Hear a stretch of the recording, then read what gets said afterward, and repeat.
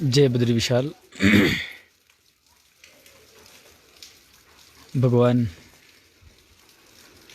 बद्री विशाल के इस बद्री क्षेत्र में, बद्री कारण्य में भगवत्पाद आदि शंकराचार्य जी महाराज ने चतुराम्नाय पीठ का एक उत्तर दिशा का पीठ, अन्यतम ज्योतिष पीठ, जिसकी स्थापना की थी। आज हम लोग ज्योतिष पीठ परिसर में हैं और लाइव आकर के ज्योतिष पीठ में आज पहली बर्फ़बारी है। ये वैसे इसके ऊपर ओली है और वहाँ तो बर्फ़बारी खूब है, लेकिन यहाँ पे पीठ परिसर में आज इस सीज़न की पहली बर्फ़बारी है। तो हमारे सहयोगी कैमरा उनको दे रहे हैं, हम आपको पूरा दर्शन कराते हैं सही से। इसको कटो, सही से रखा ना आपने कैमरा, उधर करो, छाते इधर करो। देखो ये जो शंकराचार्य जी महाराज का मठ है, यहाँ पर ज्योतिष पीठ परिसर में इसी स्थान पर ऊपर गुफा है, जिसमें इस पीठ के प्रथम आचार्य टोटकाचार्य जी महाराज निवास करते थे। वो गुफा 2500 वर्ष से भी प्राचीन है। ये अपने मठ का प्रवेश द्वार है।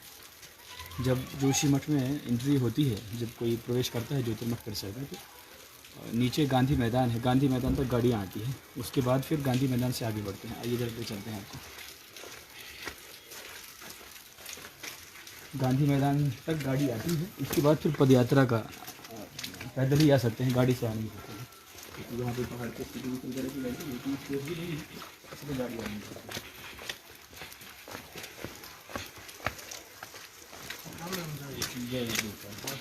बहुत आनंद लिया गाड़ी से। हम लोग सबसे पहले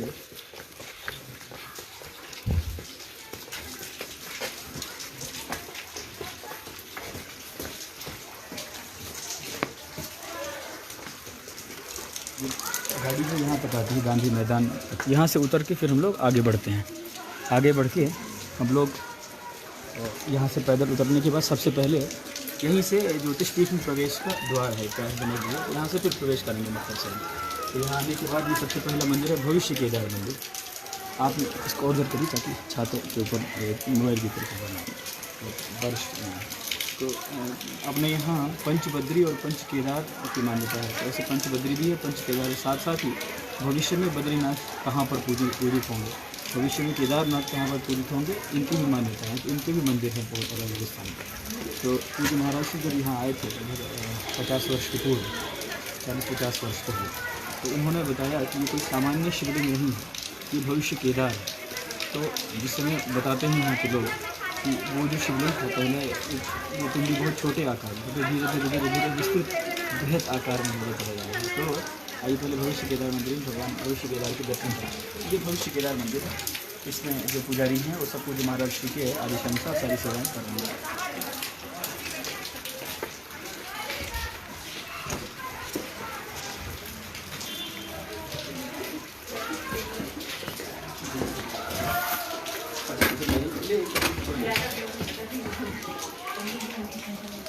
ये भविष्य केदार मंदिर है। अभी ये 2 अलग अलग स्वरूप हैं। इसमें भगवान के जो अष्टचक्र हैं आदि सब भी दर्शन होते हैं इसमें भविष्य केदार मंदिर से। अब फिर हम लोग आगे चल रहे हैं, आ जाओ, पकड़ो।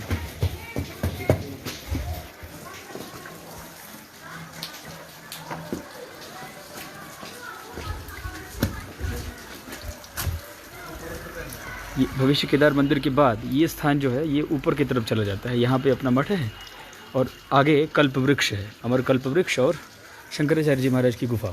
तो हम लोग अमर कल्प वृक्ष में भी अभी चलते हैं और शंकराचार्य जी महाराज की गुफा में भी चलते हैं। देखिए अमर कल्प वृक्ष और शंकराचार्य जी की गुफा का दर्शन तो आपको बाद में भी कराया जा सकता था, लेकिन आज चूँकि सीज़न की पहली बर्फबारी यहाँ इस क्षेत्र में है, इसीलिए आपको दिखा रहे हैं, ताकि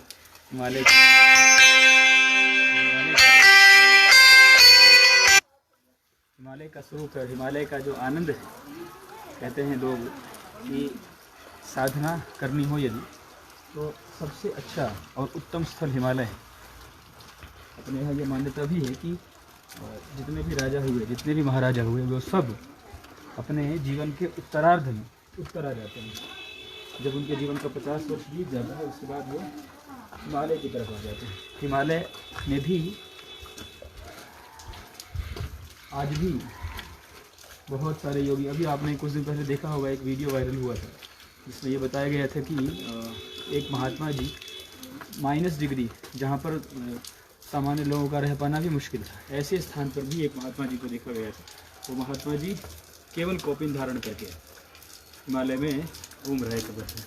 तो बहुत सारे लोग हिमालय में तपस्या करने के लिए आते हैं और हिमालय में तपस्या करते हैं, भगवत प्राप्ति के लिए, अपने चतुर्थाश्रम की उन्नति के लिए शास्त्राध्ययन करते हैं, योगाभ्यास करते हैं। तो हिमालय में तो बहुत सारे स्थान हैं निश्चित रूप से, और सभी स्थानों की अपनी अपनी बहुत सारी विशेषताएं भी हैं। लेकिन जो ये उत्तर का ज्योतिर्मठ क्षेत्र है, ये निश्चित रूप से विशिष्टतम है, क्योंकि विशिष्टतम यदि ना होता तो उत्तर भारत का ये प्रमुख स्थान इसको बनाया गया। शंकराचार्य जी महाराज ने आज से लगभग समझिए कि 2500 वर्ष पहले इसको केंद्र बनाया। 2500 वर्ष पहले केंद्र बनाया, तो निश्चित रूप से इस क्षेत्र की विशिष्टता को निश्चित रूप से देखा होगा उन्होंने। तो इस क्षेत्र की विशिष्टता को देख करके ही इस स्थान का निर्धारण किया गया कि ये उत्तर भारत का आध्यात्मिक केंद्र होगा, उत्तर भारत की आध्यात्मिक राजधानी होगी। ये ज्योतिर्मठ परिसर उत्तर भारत की आध्यात्मिक राजधानी है। अद्भुत है ये ज्योतिष मठ परिसर। कल्पवृक्ष भगवान के पास हम लोग पहुंच गए हैं। ये देखिए, जय बद्री विशाल। ये द्वार है। ठंड अधिक होने के कारण वैसे भी सब जगह पे ठंड के समय पत्ते जो हैं बदल जाते हैं, पत्ते निकल जाते हैं। तो कल्पवृक्ष में अभी तो केवल मूल वृक्ष का दर्शन आप कर रहे होंगे, अभी इसमें कोई पत्र तो दिख नहीं रहा होगा आपको। अद्भुत वृक्ष है। इस वृक्ष ने अपने सामने कई पीढ़ियां देख ली। 2500 वर्ष का तो इतिहास शंकराचार्य पीठ का ही है, उससे भी प्राचीन है ये। कल्पवृक्ष के विषय में हम लोग अपने यहाँ शास्त्रों में कई बार पढ़ते हैं। आप भी जब कभी ज्योतिर्मठ परिसर इस तरफ आना हो तो कल्पवृक्ष भगवान के ज़रूर दर्शन करेंगे। साथ ही ये मंदिर है, ज्योतिरेश्वर महादेव भगवान का मंदिर है। ये मंदिर भी माघ संक्रांति में बंद हो गया था विधि विधान से। उत्तराखंड के मंदिरों में ये परंपराएं अलग अलग स्थान की बनाई हुई हैं पूर्वजों द्वारा। वो शीतकाल में भगवान की पूजा दूसरे विधि से होती है, कई ऐसे स्थान हैं। तो यहाँ के मंदिर तो बंद हो चुके हैं, इसलिए भगवान के दर्शन तो नहीं, लेकिन कल्पवृक्ष भगवान के दर्शन करिए। कल्पवृक्ष जो आप कल्पना करते हैं उसको भी पूर्ण कर देते हैं। ऐसे कल्पवृक्ष देवता के दर्शन के बाद अब हम लोग आगे अपने मठ की तरफ चलें।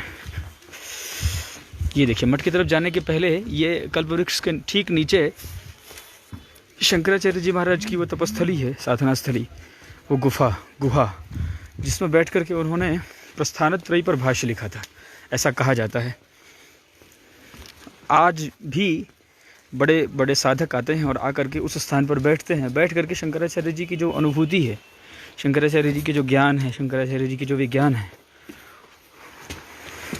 उसको समझने की कोशिश करते हैं। यही वो स्थान है जिस पर भगवत्पाद आदि शंकराचार्य जी महाराज ने बैठ करके ब्रह्मसूत्र पर, भगवत गीता पर और उपनिषदों पर भाष्य लिखा था। ये है पूरा गुफा स्थल। इसके अंदर जब जाएंगे तब आप, ये पूरा गुफा है और ये इस समय इसका संरक्षण मठ के जो हमारे साथी हैं पूज्य महाराज श्री के आदेशानुसार ही इसका भी संरक्षण हो रहा है। ये पूरा ज्योतिर्मठ यहाँ से आपको दिख रहा होगा। किसी इसमें सज्जन ने लिखा है कि बद्री विशाल जी का मंदिर अच्छे से दिखाएं, तो आपको बता दें कि हम लोग बद्रीनाथ मंदिर से लगभग 40 किलोमीटर नीचे एक स्थान है जिसको कहते हैं, पहले जोशीमठ कहते थे, आज उसका नाम अब ज्योतिर्मठ हो गया, जो प्राचीन नाम था। तो ज्योतिर्मठ में है हम लोग इस समय। बद्रीनाथ जी में तो इस समय जा नहीं सकते हैं ना, क्योंकि शीतकाल में भगवान की पूजा नीचे हो जाती है और वो एरिया आर्मी के हवाले हो जाता है, तो उसमें कोई सिविल प्रवेश नहीं हो सकता है, तो हम लोग भी नहीं जा सकते हैं वहाँ पे, कोई नहीं जाता है, सबके लिए बंद रहता है, सुरक्षा की दृष्टि से केवल लोग रहते हैं। तो वो स्थान है ये, इसलिए भगवान बद्री विशाल के मंदिर का दर्शन तो अभी संभव नहीं है, लेकिन ज्योतिर्मठ क्षेत्र में जो स्थान है उस सब के दर्शन जरूर कर सकते हैं आप लोग। ये देखिए चारों तरफ बर्फ ही बर्फ, ये बर्फ़ जो है जैसे ऐसे लग रहा है जैसे किसी ने ऊपर से रुई की बारिश कर दी हो, एकदम ताज़ा ताज़ा कोमल कोमल एकदम रुई है, लगातार बरस रहा है। मौसम विभाग ने तो ये अलर्ट जारी किया है कि संभवतः 2 दिन तक इसी तरह की स्थिति रहेगी। 2 दिन तक यदि इसी तरह की बारिश होती रही तो ये जो रोड देख रहे हैं आप, जिस पर हम लोग चल रहे हैं, ये रोड पूरा भर जाता है सीजन में, पूरे बर्फ़ आ जाते हैं इसमें। कहते हैं करीब 1-1 फुट तक बर्फ़ आ जाती है, मठ परिसर में भी आ जाता है। तो अभी बाहर अधिक तो नहीं घूम सकते हैं, समय अधिक रहता तो आपको नीचे नरसिंह मंदिर भी दर्शन कराता है इस समय चल के, लेकिन वहाँ दर्शन तो अभी नहीं हो पाएगा। मठ परिसर में जो भी स्थान हैं उनके दर्शन अभी कराते हैं। मुख्य रूप से हिमालय के हिम का दर्शन आपको कराना था, वो हिमालय के हिम का दर्शन कराया गया है। ये अपने मठ का प्रवेश द्वार है। अब इससे हम लोग अपने मठ परिसर में प्रवेश कर रहे हैं। मठ परिसर में प्रवेश करते समय सबसे पहले लक्ष्मी नारायण भगवान का ही मंदिर है। ये देखिए कितना बर्फ़ आ गया है, देखिए ये सबसे पहला मंदिर है लक्ष्मी नारायण भगवान का। इसमें भगवान लक्ष्मी नारायण विराजमान रहते हैं, भक्तों को दर्शन देते हैं, उनको आशीर्वाद देते हैं। और साथ ही बर्फ़ में चलने के लिए भी बहुत संभल के चलना होता है, नहीं तो पता चले हमारे जैसे नौसिखिया, क्योंकि हम तो अभी हमारे लिए पहला सीज़न है ये, पूज्य महाराज श्री ने आदेश किया है, तो ज्योतिर्मठ में आजकल सेवा में है, तो ये पहला सीज़न है। बर्फ़ हमने पहली बार इस तरह से देखी है, तो कहीं संभल करके चलना पड़ेगा। ये है 64 योगिनी भगवती का परिसर। इसमें ज्योतिष पीठ के जो पूज्य महाराज श्री हैं हमारे, उनकी गद्दी है इसके अंदर, इस परिसर के अंदर, और भगवती 64 योगिनी देवी जी की मूर्ति है। पूरे उत्तराखंड में ये एकमात्र मंदिर है जहाँ पर ऐसे प्रत्यक्ष भगवती का मंदिर है जिसमें दर्शन होता है। पूज्य महाराज श्री ने देश भर में कई ऐसे स्थान बनाए हैं, कई ऐसे मंदिर बनाए हैं जिसमें 64 योगिनी भगवती के दर्शन सबको होते हैं।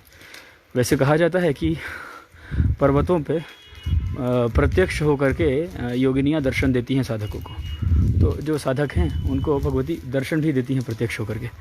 ये 64 योगिनी मंदिर के ठीक आगे है भगवान के जो ये हमारे नवग्रह देवता हैं, नवग्रह देवता का एक मंदिर है, उसमें उनकी पूजा होती है। अब आइए आपको ऊपर लेके चलते हैं। जो पूज्य शंकराचार्य जी महाराज की जो प्रथम शिष्य थे, इस पीठ के जो प्रथम आचार्य टोटकाचार्य जी महाराज, उनकी गुफा का भी दर्शन कराते हैं। पूज्य स्वामी जी का भी दर्शन कर लीजिए, पूज्य स्वामी सदाशिव जी महाराज जी का। अभी हम लोग गुफा की तरफ आगे हम लोग बढ़ रहे हैं। गुफा की तरफ आइए, टोटकाचार्य जी महाराज की गुफा का दर्शन कराएं आपको। जय बद्री विशाल।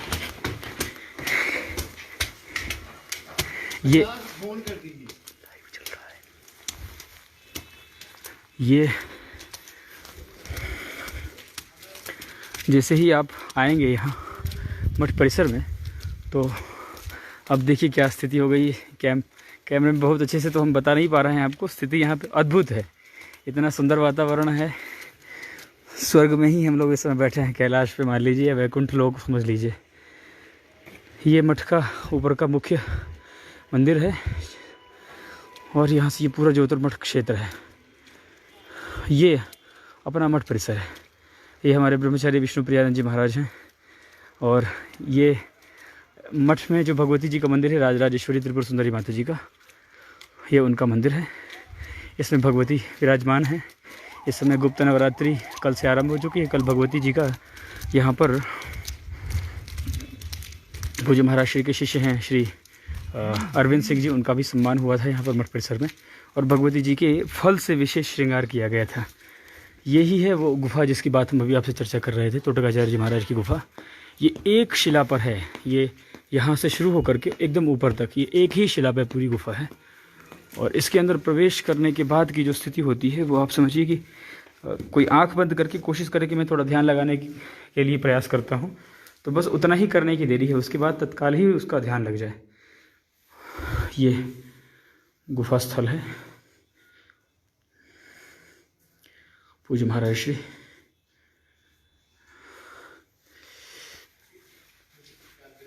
ये बोलिए तोटकाचार्य जी महाराज की जय हो। तोटकाचार्य जी महाराज की गुफा स्थली है। ये पूज्य शंकराचार्य जी महाराज के जो 4 दिशाओं में 4 मठ हैं उनका विवरण है। ये यहाँ पर स्थापित हैं स्फटिक शिवलिंग ज्योतिरेश्वर महादेव। ये तोटकाचार्य जी महाराज की मूर्ति है छोटी वाली। उनके बगल में ये बड़ी मूर्ति में भगवत पाद आदि शंकराचार्य जी महाराज दर्शन दे रहे हैं भक्तों को। ये वो गुफा है। आइए अब तोटकाचार्य जी महाराज के इस गुफा में आप आए हैं तो सीधे आप कैसे सम्मिलित हों। तोटकाचार्य जी महाराज ने सबसे पहली स्तुति अपने गुरु जी की तोटक छंद में की थी।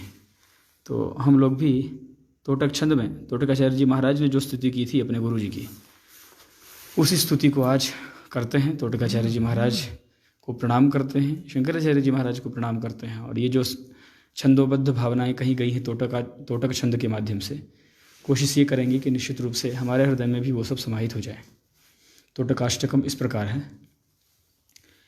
वेदिताखिल शास्त्र सुधा जलधे महितोपनिषत् कथितार्थ निधे हृदये कलये विमलं चरणं भव शंकर देशिक मे शरणं।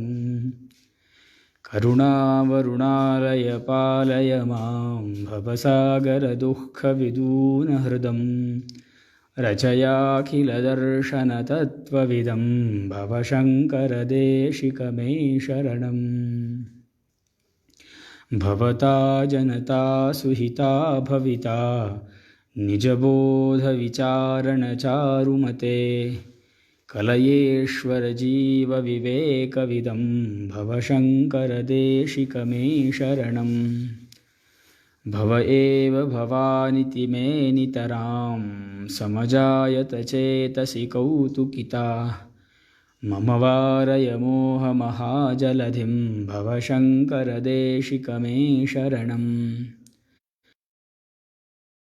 बहुधा भवतो भविता समदर्शन लालसता अतिदीनमिमं परिपालय मां भव शंकर देशिक मे शरणं।